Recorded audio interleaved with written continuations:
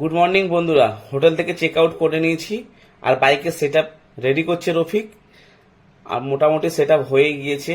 আর 2-1 মিনিটের মধ্যেই এখান থেকে বার হয়ে যাব। তারপরে রাস্তায় গিয়ে কথা হচ্ছে। চলো।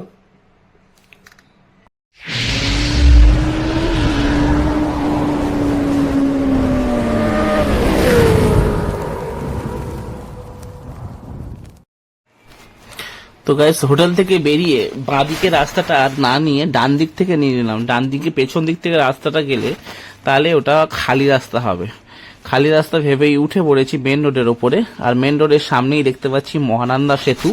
আর মহানন্দা সেতু এর আগেও আমি এসেছিলাম, কিন্তু সেটা টোটোয় করে একবার পার হয়েছিলাম, কারণ শিলিগুড়িতে একটা কাজের জন্য এসেছিলাম।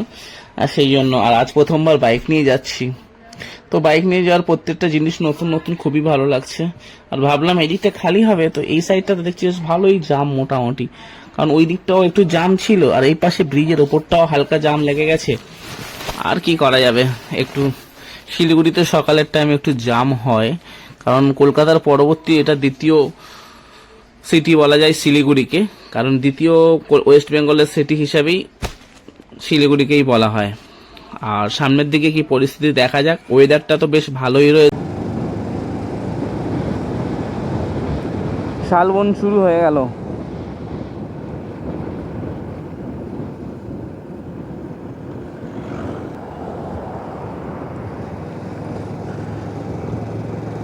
সেই প্রকৃতির সৌন্দর্য শুরু হয়ে গেছে। শালবন প্রথমেই শালবন থেকে শুরু, সেই নর্থ বেঙ্গলের সৌন্দর্য শুরু।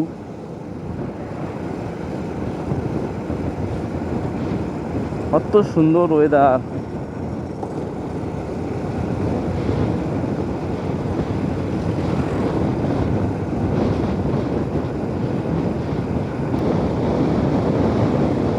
তো বন্ধুরা, ভালো লাগছে তো? চারিদিকে শালবন, মাঝখান থেকে রাস্তা, খুব সুন্দর লাগছে। আমার তো মন পুরোপুরি ছুঁয়ে যাচ্ছে। প্রথমবার বাইক রাইড করছি, তাও এই রাস্তা থেকে। কত ভিডিওতে দেখছি, আজ ফার্স্ট টাইম আমিও বাইক রাইড করছি। সত্যি মানে আমি আমার আবেগকে বোঝাতে পারছি না যে আমার কতটা ভালো লাগছে। সত্যি আমার খুব ভালো লাগছে, যে আমি প্রকাশ করতে পারছি না, যে মুখেও বলতে পারবো না যে আমার কতটা ভালো লাগছে। মানে অনেক ভিডিওতে আমি দেখেছি এই জায়গা থেকে সকলা যাচ্ছে, ভিডিও করছে, শ্যুট করেছে, কত কিছু করছে, কিন্তু আমারও ইচ্ছে ছিল যে আমি একদিন আসবো। তো আমিও ফার্স্ট টাইম এসেছি, আমারও খুব ভালো লাগছে আজকের। তো চলো এনজয় করবো পুরোপুরি রাস্তা। এইরকমই সমস্ত জায়গাগুলো দেখাতে দেখাতে এখান থেকে মাঙ্গান পর্যন্ত এখন অনেক কিছু বাকি রয়েছে। পুরো মাঙ্গানের রাস্তা প্রচণ্ড, ওইদিকে খারাপ রাস্তা যে শুনেছি, তো ওই দিকের অ্যাডভেঞ্চার তো অবশ্যই হবে। চলো দেখা হবে। আরও রাস্তা, পুরো রাস্তা বাকি আছে, শুধু ভিডিওটা পুরোপুরি দেখো। রিকোয়েস্ট থাকলো ভিডিওটা দেখো আর সাবস্ক্রাইব করো, আর ভিডিওটাকে অবশ্যই লাইক করো।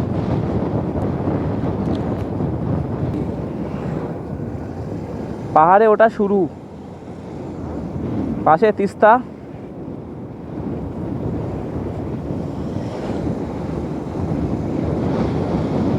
পাহাড় শুরু হয়ে গেল।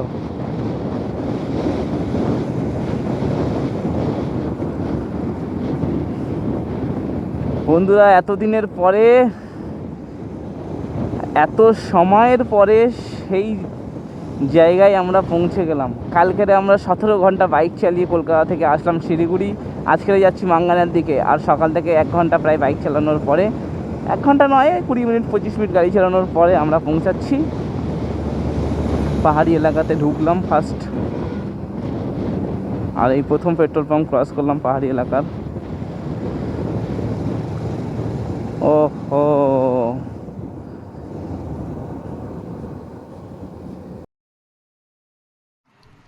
তো বন্ধুরা, প্রায় আমরা চলে এসেছি শিলিগুড়ি থেকে সেবক কালী মন্দিরের কাছে। বাঁদিকে যে মন্দিরটা দেখতে পাচ্ছেন, ওটা হচ্ছে শিলিগুড়ি থেকে মোটামুটি 30 কিলোমিটার মতো ডিস্টেন্স আছে সেবক মন্দির, সেবক কালী মন্দির। এটা শুনেছি খুব নাকি জাগ্রত মন্দির, এটা শুনেছি।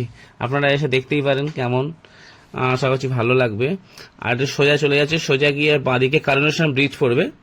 কারণেশ্বর ব্রিজ, ওটা ওইদিকে কারণেশ্বর ব্রিজ চলে যাচ্ছে ভুটান যাওয়ার জন্য, ওই রাস্তাটাই শায়দ পড়ে। আর আমরা চলে যাবো সোজা একদম সিমথং, একদম বাঁ দিক ধরে সোজা সিমথং চলে যাচ্ছি। তো তো বন্ধুরা এসে গেছি কারণেশ্বর ব্রিজ। এই যে ডান দিকে রাস্তাটা দেখতে পাচ্ছেন, যেটা এই রাস্তাটা হচ্ছে আপনার ভুটান যাচ্ছে, এই যে ব্রিজটা ডান দিকে এটা হচ্ছে কারণেশ্বর ব্রিজ, আর এটাতে ভুটান চলে যাচ্ছে। আর আমরা সোজা চলে যাবো এই দিক থেকে একদম সোজা সিকিম। সোজা যাওয়ার পরে কিছুটা যাওয়ার পরে একটা ব্রিজ পড়বে, ব্রিজ থেকে আমাদের ডান হাতে নিতে হবে, ডান হাতে নিলে ওটা আমরা চলে যাচ্ছি সোজা একদম সিকিমে এন্ট্রি করে যাচ্ছি। বর্তমান আমরা তো ওয়েস্ট বেঙ্গলেই রয়েছি, আর যখনই আমরা ডান দিকে রাস্তায় ধরবো ওটা চলে যাচ্ছে সিকিম হয়ে যাচ্ছে ওটা।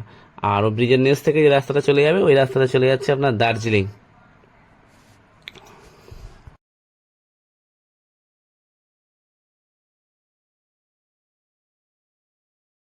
রাস্তার অবস্থা দেখো গাইস, ধুলো ধুলো ধুলো রে বাবা, ও বাপরে, বুঝতে পারছো ধুলোর।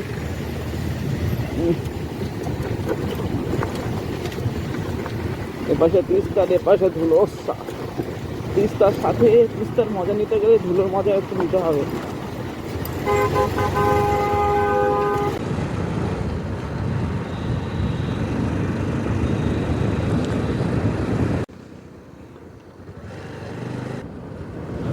Gangtok 38 kilometre, Namchi 43 kilometre, Lachen 115 kilometre.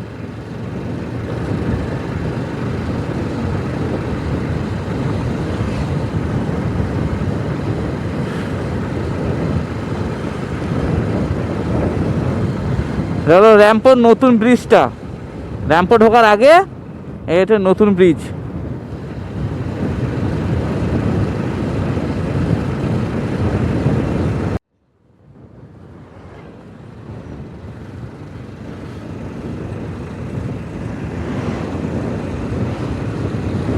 পাহাড়ে একটু সমতল জায়গা পেয়ে গেলাম আবার।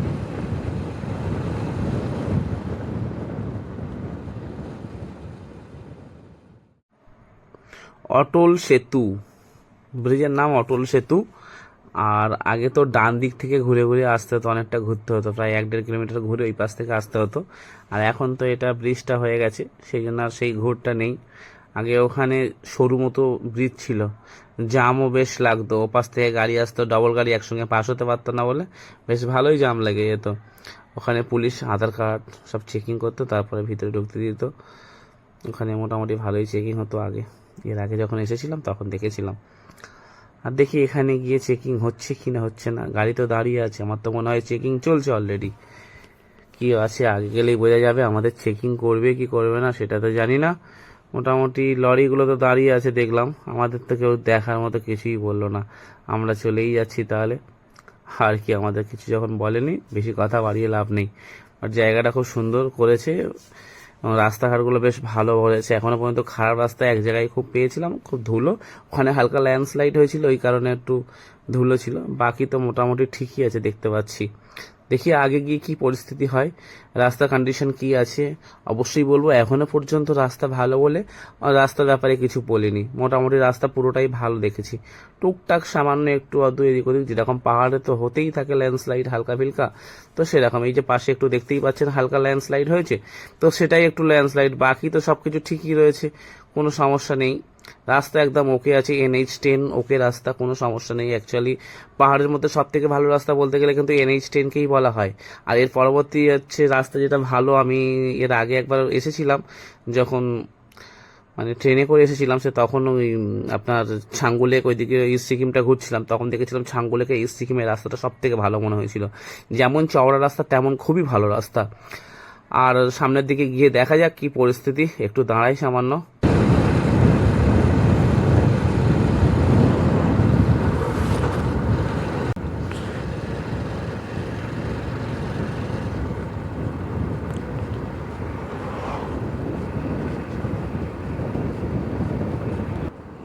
তো গাইস, যারা যারাই পাহাড়ে আসবে ভালো তো অবশ্যই লাগবে, যেহেতু বলার মতো কিছু নেই, এত সুন্দর জায়গা যে প্রকাশে বোঝানো যাবে না।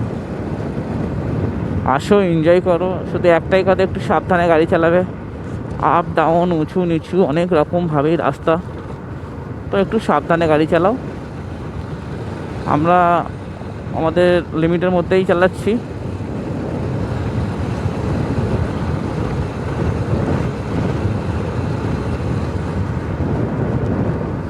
আমরা চাইবো যে আসবে সেও যেন লিমিটেই গাড়ি চালায়।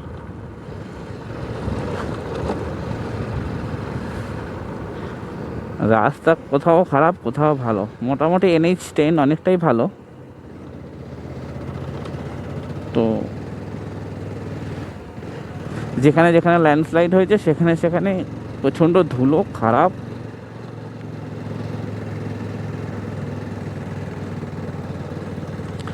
সিমথং আমরা এসে গেছি, দেখতেই পাচ্ছ সিমথংয়ের এরিয়া দেখা যাচ্ছে।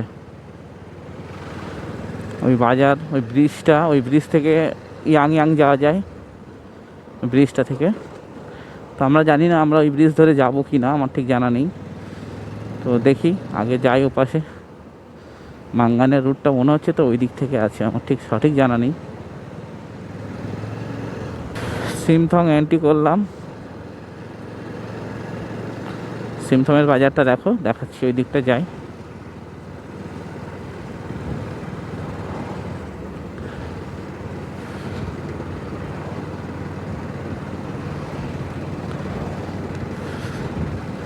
ভাবছি যদি এখান থেকে একটা বাইকের চেন লক কিনে নিতে পারি। বাইকের চেন লকটা ভুলে গেছি, আনা হয়নি।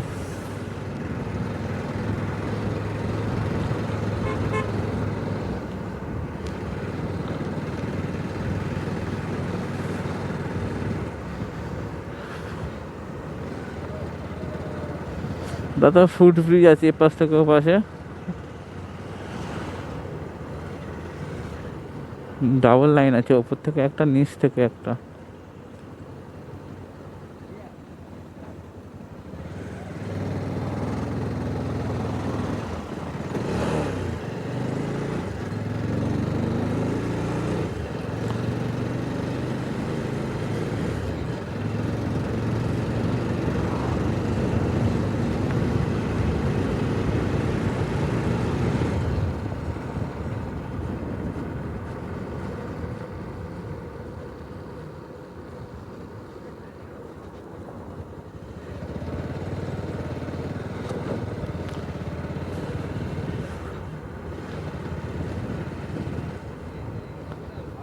ন্যাশনাল হাইওয়ে 510 মানে ঘুরতে বলছে আমাদের। আচ্ছা,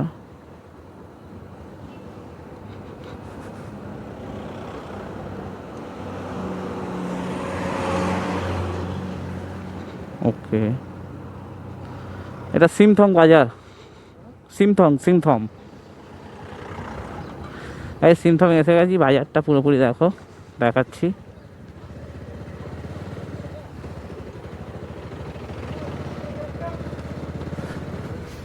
জানি খুব একটা ভালো ক্যামেরাতে বোঝা যাচ্ছে না, আর বারবার ফোনটা নিচের দিকে মুখ হয়ে যাচ্ছে, আর সেই কারণে হচ্ছে শুধুমাত্র ফুটেজটা রাস্তার দিকে আসছে। একটু সামনের দিকে ভিজিবিলিটি থাকলে বেশ ভালোই হতো। ওপর দিকে ক্যামেরার মুখটা করা যাচ্ছে না, যতবার করে দিই ততবার নিচের দিকে নেমে যায়, ঢিলা আর ওয়েট রাখতে পারছে না। এটা খুব একটা ভালো না অতটা। তো এসে গেছি, আর কিছু করার নেই, কোথাও কী ব্যবস্থা করব। তো কিছু করার নেই, আমাদের কাছে তো গ্রুপও নেই না, গরিবের গ্রুপও যেমন হয় ওইভাবেই ম্যানেজ করতে হবে, আর কিছু করার নেই। নেক্সট টাইম অবশ্যই বেটার করব। পরবর্তী যখন ভিজিট করব সিকিম, আরও ভালো ক্যামেরা নিয়ে আসবো, গ্রুপও নিয়ে আসবো। এখান থেকে এই ট্যাক্সি গাড়ি ধরে ইয়াং নামছি, এসব জায়গায় গাড়ি যাচ্ছে। গ্যাংটক, এখান থেকেই সব গাড়ি পাওয়া যায়। এটা ট্যাক্সি স্ট্যান্ড আছে, এখান থেকে ওষুধ কিনেছিলাম আমি একবার, বুঝলে, এখানে একটা দোকান থেকে। মাঙ্গান 59 কিলোমিটার,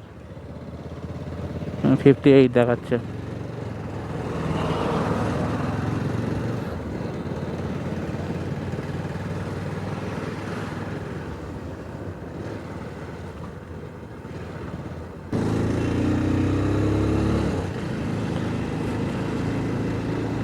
টোটাল উঁচু দেখ।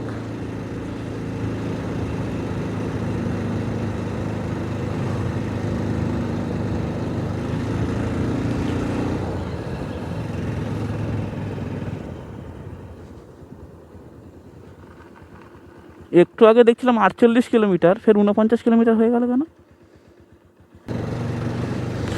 বেশ রাস্তাটা একটু ভুল করে ফেলেছিলাম, ওপর থেকে রাস্তাটা নিয়ে নিয়েছিলাম। পাহাড়ি রাস্তা 3 দিক ভাগ হয়ে গেছে, বুঝতে পারিনি, একটা নিচে চলে গেছে, একটা মাঝখানে চলে গেছে, একটা ওপর দিকে চলে গেছে। তো বুঝতে না পারাতে ওপর দিক চলে গেছিলাম, ফের ব্যাক করে নিচে নামলাম, ফের এইটুকু যাচ্ছি। আমার তো সঙ্গে সঙ্গে সন্দেহ হয় যে 49 কিলোমিটার কীভাবে হয়ে গেল। এখন 45 কিলোমিটার হয়ে গেছে, আবার ঠিকই আছে। এই রাস্তার অবস্থা দেখো, শুরু হয়ে গেছে এখানকার কাহানি এবার। সেই ভাঙাচোরা সারাপোয়া রোড শুরু।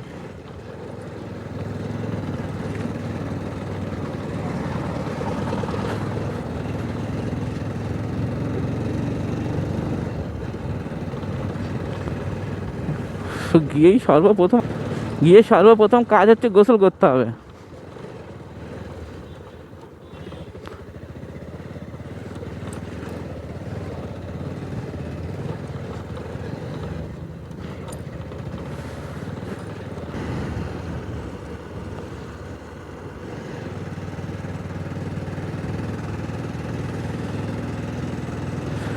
হ্যাঁ, নিচটা দেখে নাও, নিচে একবার পড়লে ফিনিশ।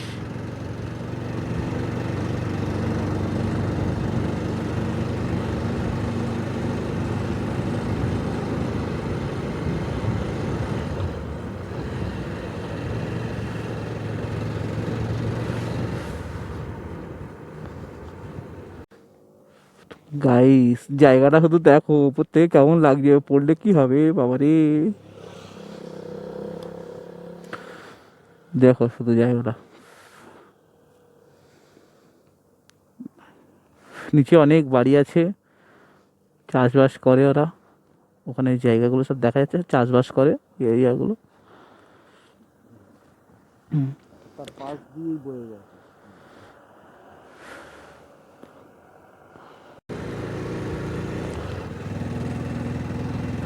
বাইক উঠতে এবার কেঁদে ফেলছে। হ্যাঁ, ফার্স্ট গিয়ারে দিয়ে বাইককে তুলছি। মাঙ্গান 36 কিলোমিটার।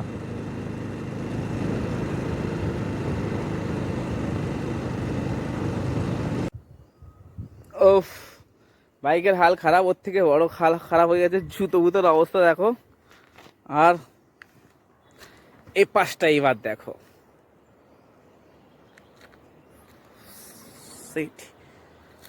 দেখো এই পাশটা।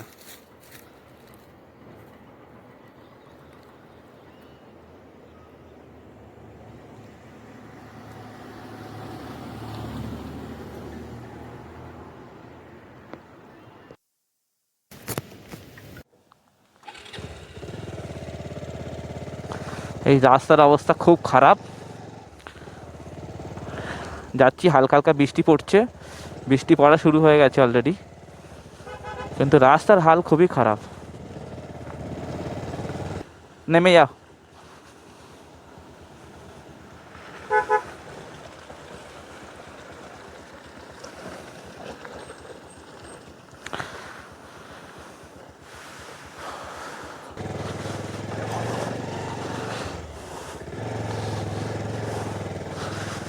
বাপরে,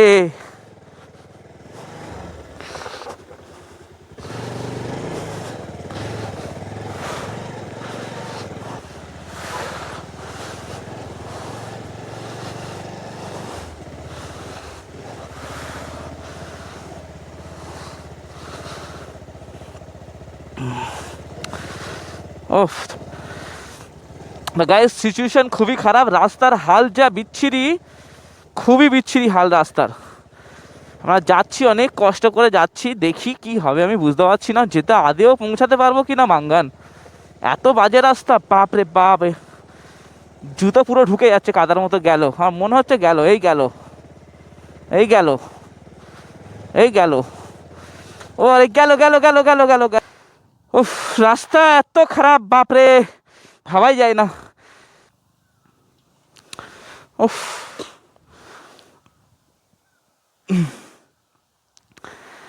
উফ, খারাপ রাস্তা চালু হয়েছে, খারাপ রাস্তা শেষ হওয়ার কোনো নামই নিচ্ছে না, এবং এতটাই ডেঞ্জারাস পয়েন্ট যা পার করা খুবই মুশকিল হয়ে যাচ্ছে। আমি তো অনেকটা চেষ্টা করেছি, ভিডিওতে সেটা দেখছো, এবং লাস্টে আমার সাথে পেছনে রফিক বসে আছে, তো রফিককে নিয়েই চালাচ্ছিলাম। লাস্ট পর্যন্ত রফিককে নামিয়ে দিতে হলো, যেহেতু আর তোলা সম্ভব হচ্ছে না।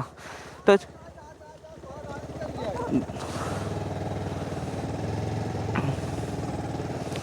তার মানে আমাদের হাল খারাপ, বুঝতে পেরেছি, বুঝলি? অ্যাকচুয়ালি এরা বলতে চাইছে যে যেতে পারবে না। তো ঠিক আছে, দেখা যাক, দেখি কিভাবে কি করা যায়। অলরেডি গাড়ি এক্ষুনি একবার স্কিড করলো হালকা।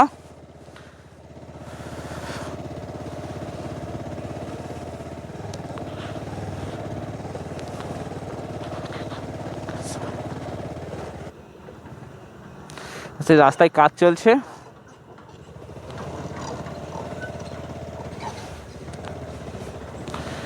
এই তো রাস্তার হাল,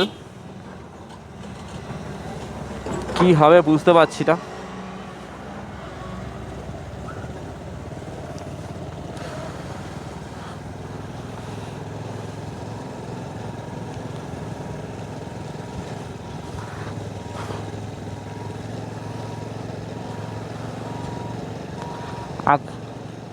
আগে একটা বাইকার আছে,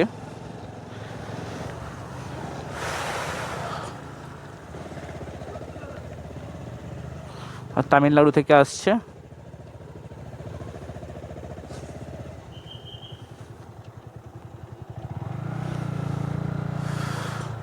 সেই বাসটা এসেছিল মনে আছে, সেই আমরা যখন খাচ্ছিলাম, আর সেই বাসেই দাঁড়িয়ে আছে। मतलब आज जाना बहुत मुश्किल हो गया। তো জায়গাটা শুধু দেখো কি হালে আমরা যাচ্ছি, শুধু দেখো কয়েক কিলোমিটার ধরে এইভাবে অবস্থাটা চলছে।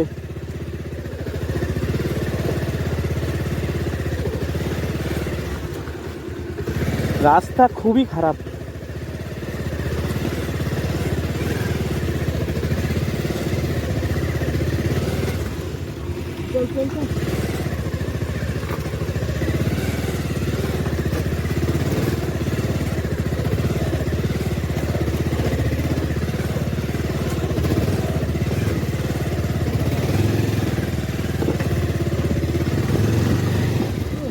তোর গায়ে ভর্তি হয়ে যাবে, সর, গায়ে ভর্তি হবে, সর।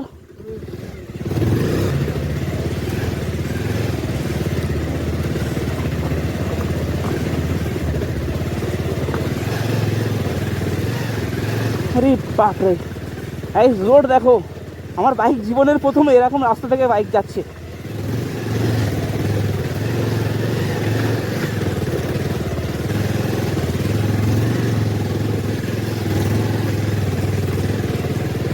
रुकना नहीं है किसी भी हाल में, থামা যাবে না, যা হবে হবে। চলো, মাঙ্গানের যে রাস্তা, ও মাই গড, আসছে, বাট এই রাস্তাটা অনেকটাই ভালো।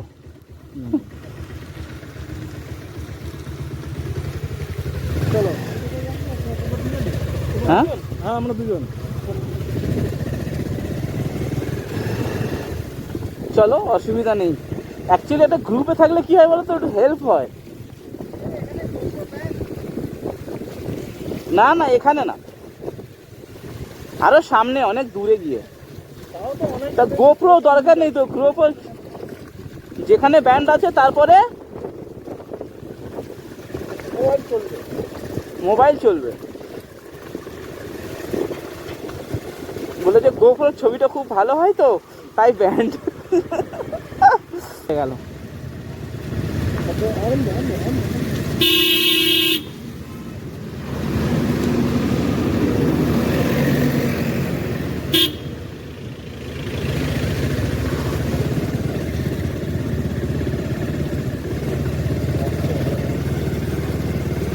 পাহাড় থেকে মাঝখানে রাস্তা বেরোবে।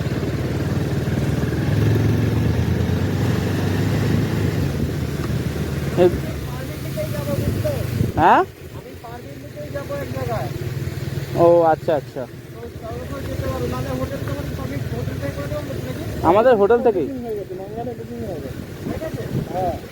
এরা কি আবার এ বন্ধ কেন?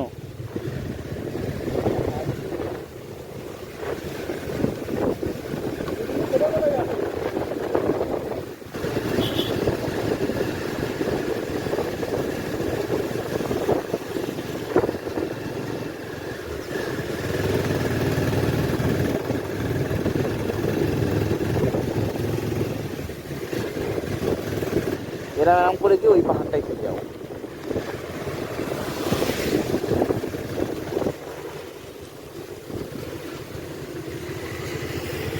কি হলো? কত ভিড় লেগে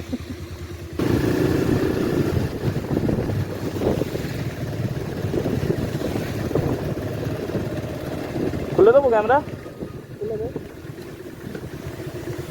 তো ফোনে কিছু একটা সাইডে সাইডে দাঁড়াও, সাইডে সাইডে দাঁড়াও, সাইডে। ও মনে হয় কিছু বললো, তার থেকে ভালো ক্যামেরাটা খুলে দিই।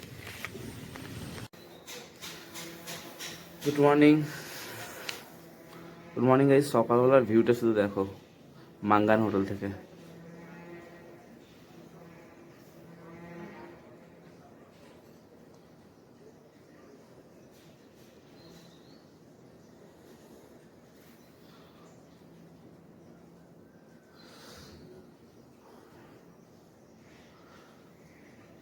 দেখতে পাচ্ছ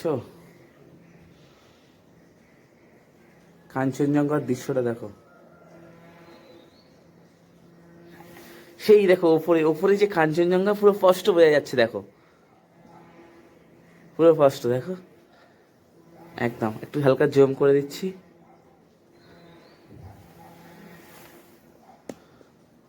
অপূর্ব। অফ,